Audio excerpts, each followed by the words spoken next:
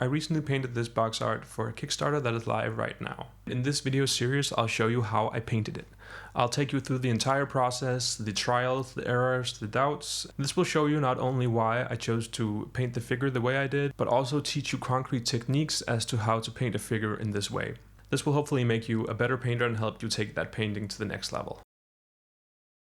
Every paint job starts at the palette, and here you can see my palette where I've set up the primary colors plus black and white. The specific colors are cold yellow, the red, phthalo blue red shade, carbon black from Chimera, and Schminke titanium white. And in a little bit I'll show you how I mix my skin tone for sketching the actual lighting on the skin. Before we get into that, let me tell you a bit about why I like sketching in the first place. It's essentially like a very low investment into our idea, so it's very easy to change, which means that we get to, in a relatively short amount of time, see if the idea that we have for the figure works. If we put a bunch of hours into refining our first idea of how we want to paint the miniature, we are very unlikely to change this later down the road because of how much we invested in it. But when we sketch like this, we relatively quickly get to see if our idea works or not. Right, now let's get back to the mixing. I like to mix my skin tones by creating an orange, by mixing some of the cold yellow and the red together. From here, I'll desaturate and darken it a bit using the blue, and when I add the white, we get something like a base tone for the skin. When I mix my skin tones from here, I like to add more red into the midtones and use yellow to brighten that mix. I'll also add white, and here you'll also see me adding a bit of blue to the final highlights, which is gonna be that reflection from the sky, because I imagine this guy standing outside with a blue sky. But it's not strictly necessary for this part of the sketch to add the blue into it. This is something that we'll see much later in the painting process. In the sketching stage, it's only really necessary to get a feel for where we have the light and the shadow areas on the miniature.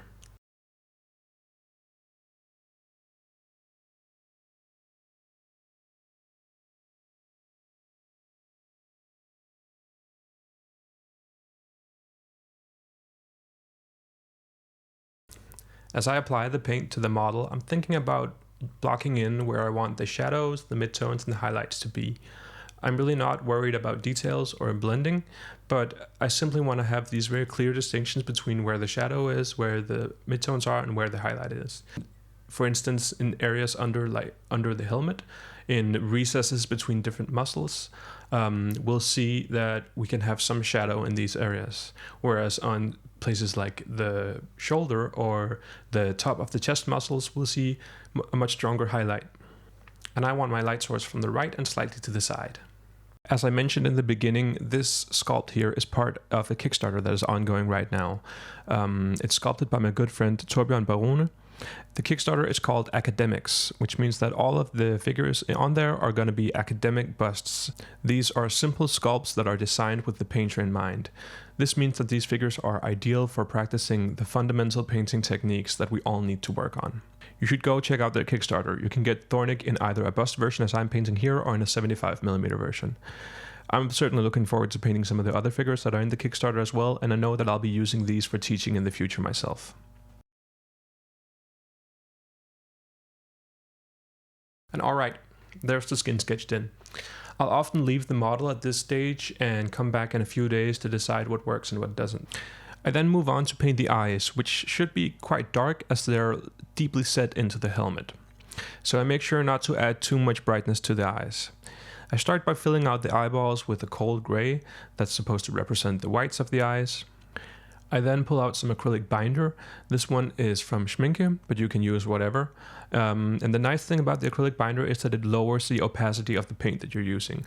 This means that you can create sort of a blobby wash that you can move around and put in the edges where you want it and simply wipe it off from where you don't want it. Another nice thing about the acrylic binder is that it dries quite satin. This is going to add some interest to the shadow area that is around the eyes. Initially, I paint Thornic looking straight ahead, but in time I'll change that and tilt his gaze slightly to the side.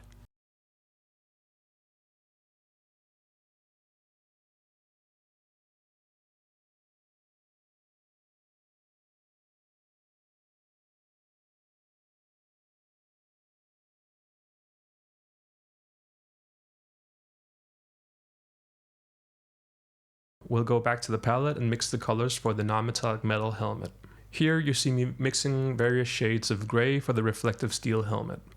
You can see that the darkest tone is a combination of red and black to create a brownish black color, and as we add more white and go into the gray spectrum, we're adding more blues to give that feeling of cold steel that also reflects a bit of the light coming from the sky.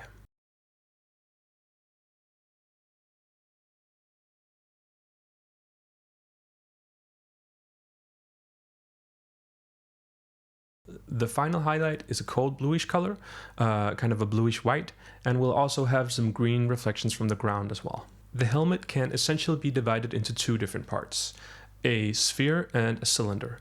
This means that the top of the helmet, which is going to be the sphere, will have rounded highlights, and the cylindrical part, this part will have highlights that are much more thin and linear and, well, cylindrical. Where the sphere and the cylinder meet, we'll have a horizon line. And above that, we'll have reflections from the sky that'll be blue and have white clouds in it. And under that, we'll have the ground, which will be brown and green.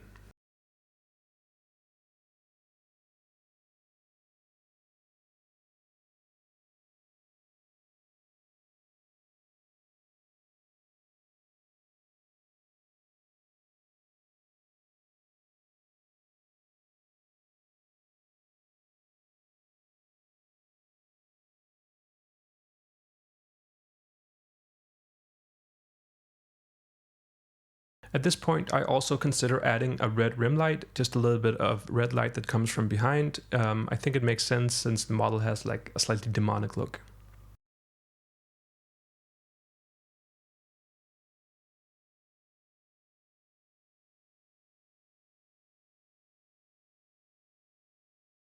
I'll then do a very similar process for the non-metallic metal gold parts that are on the helmet.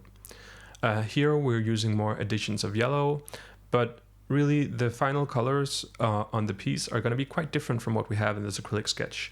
So the colors here are not so important, but we're going to concentrate on value instead. We just want to get a feel of the reflections, where the darker parts are going to be and where the brighter parts are going to be.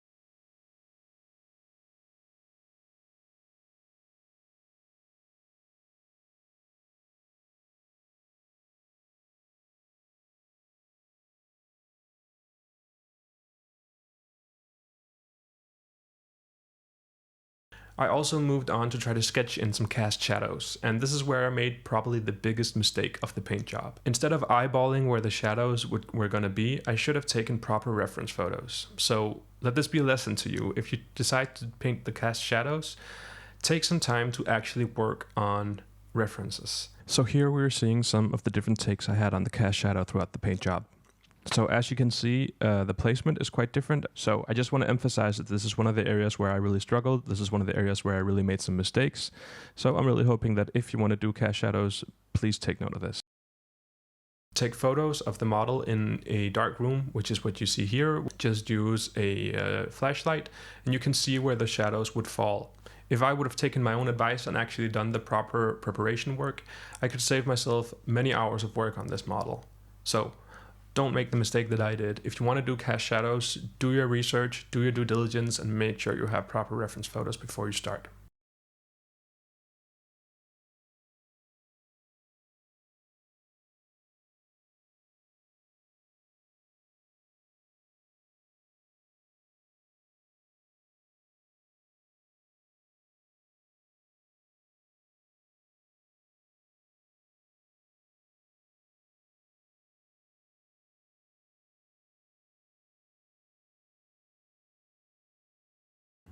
Here you see me sketching in the horns. I found that the bright bone color that I was using in the beginning was a bit too bright and competed a bit too much in value with both the non-metallic metal and the skin, so instead I opted to make them like dark and shiny.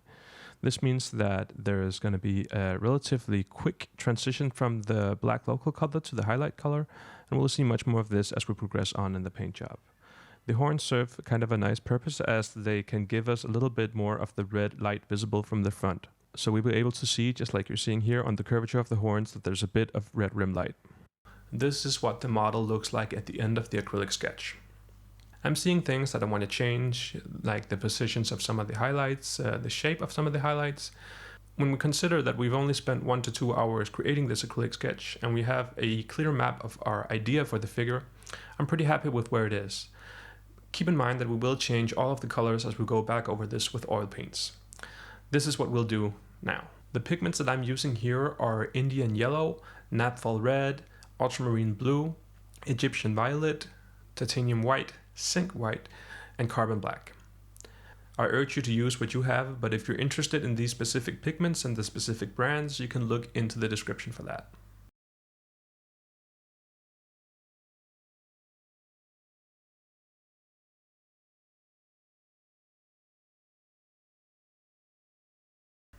So as you can see, the colors that I'm using here are way more saturated than what I've used in the acrylic sketch, but we'll change them slightly by adding highlights and mixing in some of the more titanium white later on. I like to oversaturate the midtones quite a bit since the titanium white highlights sometimes can take away a lot of the saturation. I've also had experiences with some of the cheaper pigments that I've used that the reds and yellows especially would fade once they dried. This meant that they naturally desaturated themselves. But as you can see here, and as we'll see when the paint dries, this is not the case for these pigments. They are quite strong as they are. So as you can see, the process of oil painting is very, very easy. This is why I enjoy it so much. It's simply a matter of putting on different blobs of colors and then mix them together with a dry, clean brush that I keep off to the side. This gives us a smooth blend with almost no effort. And speaking of things that are really easy, you should consider liking, commenting, and subscribing to my YouTube channel.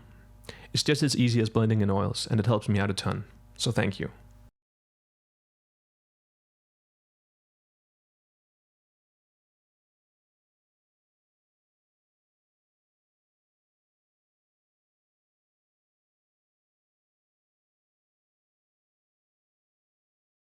What I like about oil painting is not only how easy it is, it's also how different it feels. So switching between these different mediums is very freeing for me. Do you want to see a video that goes into depth about oil painting on miniatures? Let me know in the comments.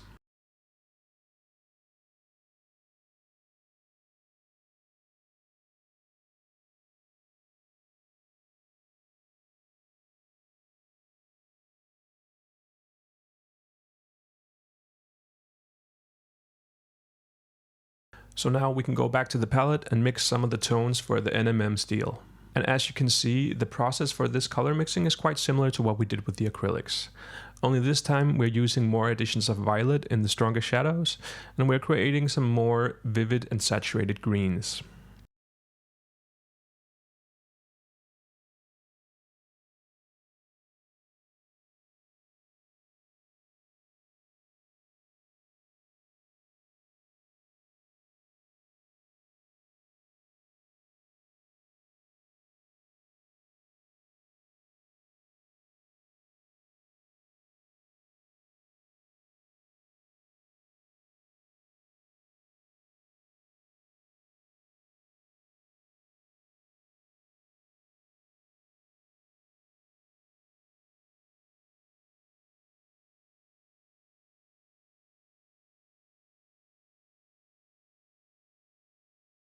I really like the look of the brushed metal, and I'm very inspired by painters like Kirill who can achieve this look very convincingly.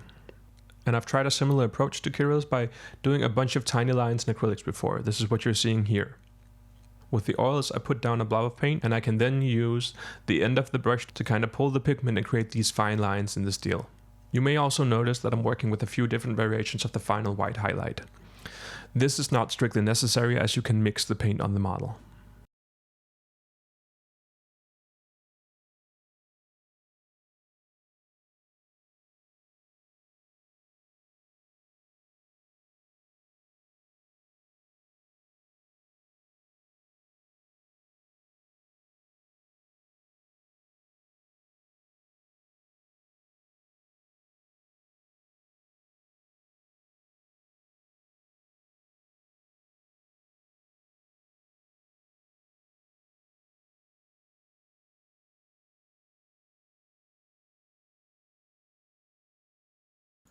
Here we are seeing the difference between the right and left side, where one is blended and the other is left as a sketch.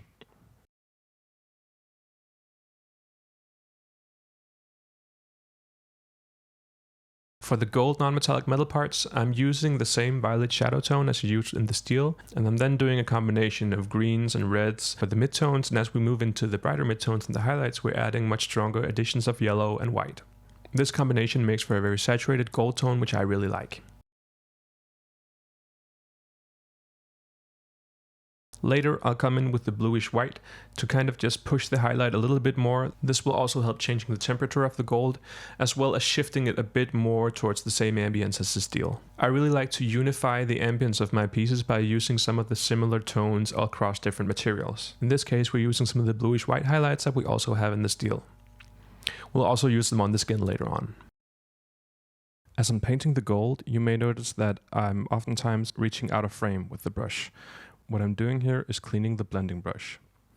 I simply wipe off some of the excess paint that is built up on the clean blending brush by wiping it on a paper towel.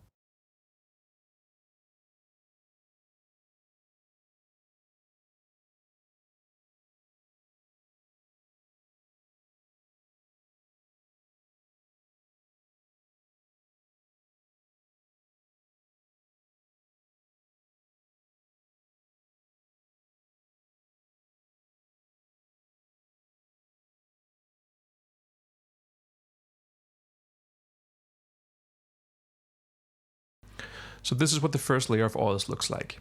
And as you can see, we can do quite a lot with just a single layer of paint. We have some good representation of different materials and we have some smooth blends. But I do still think that the model is looking a little bit too soft. We're definitely lacking some sharpness and some definition in the detail. But more importantly, I think that we're lacking sort of a focal point. The skin and the non-metallic metal is sort of competing for the viewer's attention right now. The overall ambience of the piece also doesn't have the same dramatic feeling that I was imagining in my head when I made this scheme. So let's fix that. We'll let the oil painting dry, then we'll give the model a quick varnish, and then we'll go back in with the acrylics.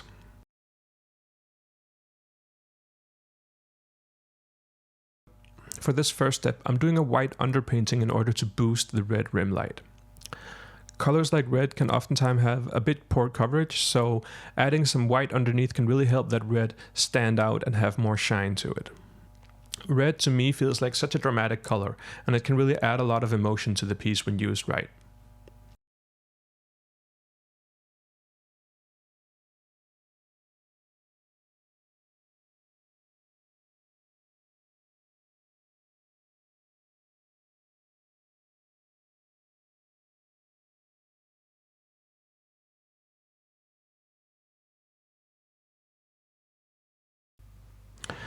After that, we want to dim some of the lighting that's going on the skin.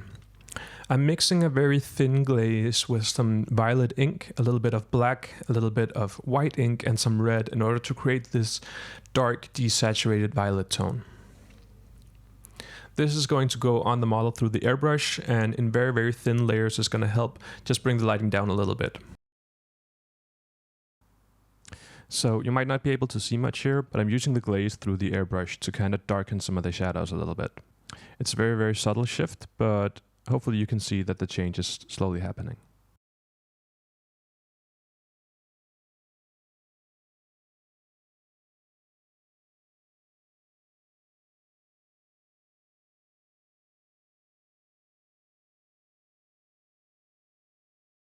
And as so often happens with the airbrush, I managed to go a little bit too far overboard, and it's really painful to actually have the footage and be able to see the exact moment where I should have stopped, but then I kept going glazing.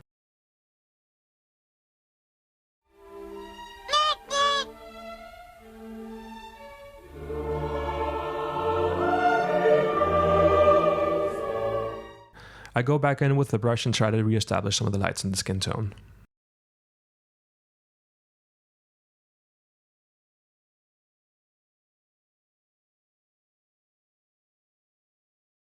Here I'm just stippling in very carefully some of the brighter skin tones in order not to overpower the shadows that I've worked in with the airbrush. We'll go more in depth with this technique in just a little bit.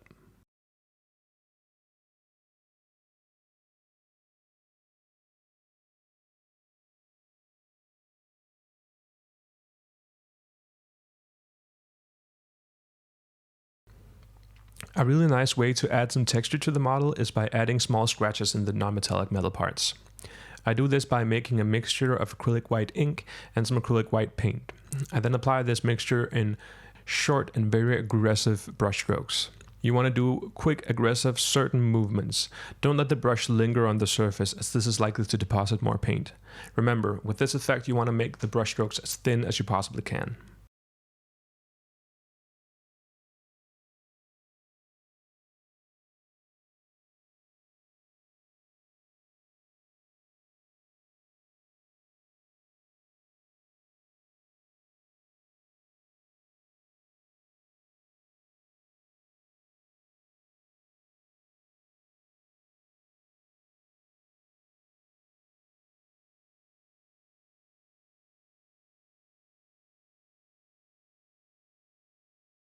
I also start to freehand some of the larger scratches on the metal helmet.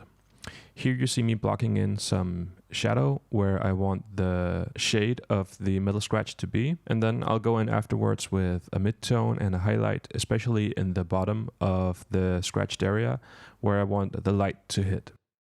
If we have an indentation like this, we should have a strong shadow and some strong highlights very close to each other. When we have this contrast, we get the feeling of there being some damage to the surface. It's very fun to draw freehand scratches like these on the helmet. It can be a very cool way to add some detail, add some wear, and add a little bit to the story of the figure.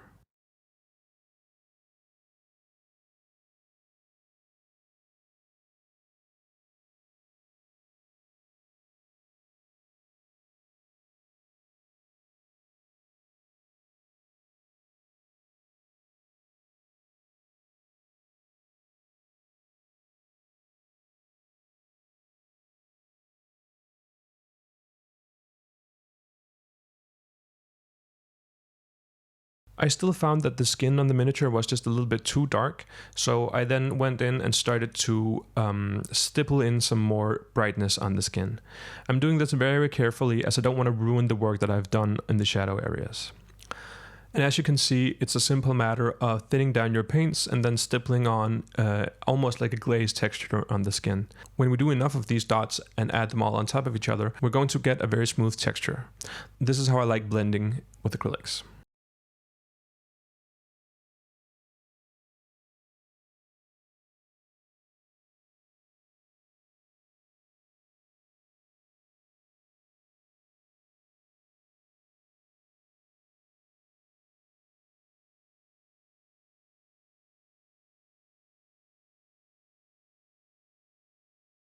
Let me just say that I know that there's 100 things that I could have talked about but didn't.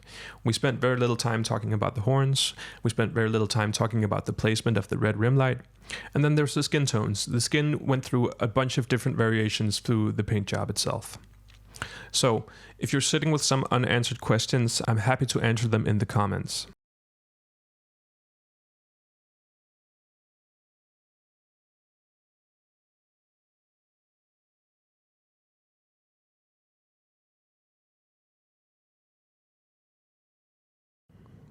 I hope you don't mind that I've let the footage run a little bit slower here. And personally, I find this stippling process to be quite satisfying to watch.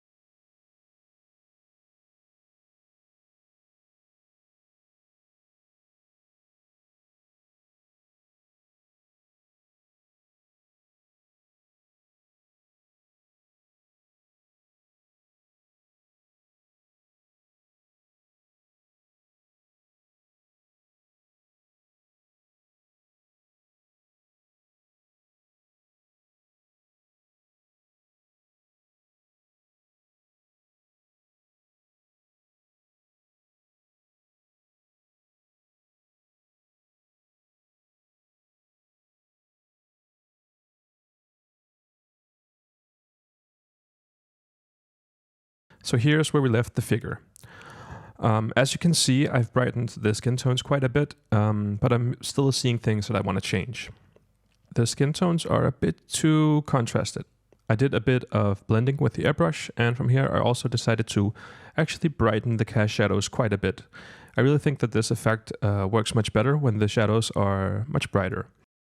So from here I'm still doing a bit of detailing and working on the gold. Most of it was touching up on tiny details and doing some very gentle glazing. It's mostly a matter of cleaning up some of the lines and making sure that you have some nice sharp definition in the details on the gold.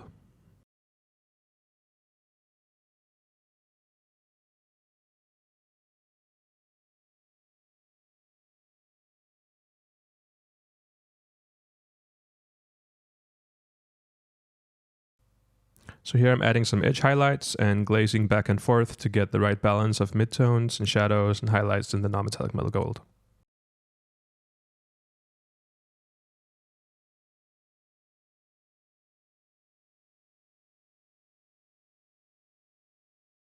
I also did some more subtle changes, like adding a bit of reflection to the underside of the horn on one side. I think that when we put the figure on a black background, as we saw in the picture, that side of the silhouette can sort of disappear. So adding just a gentle reflection underneath to have like a reflection of the ground or maybe the skin on his shoulder can help to establish the boundaries of the figure and separate it from the background a bit more. So we're nearing the end, and I really hope that you've enjoyed watching this video. If you do, and if you want to learn more from me, I highly recommend that you check out my Patreon or go follow me on Instagram. Okay, so I guess I can't keep you much longer. So without further ado, here he is, the finished version, my first box art, Thornick.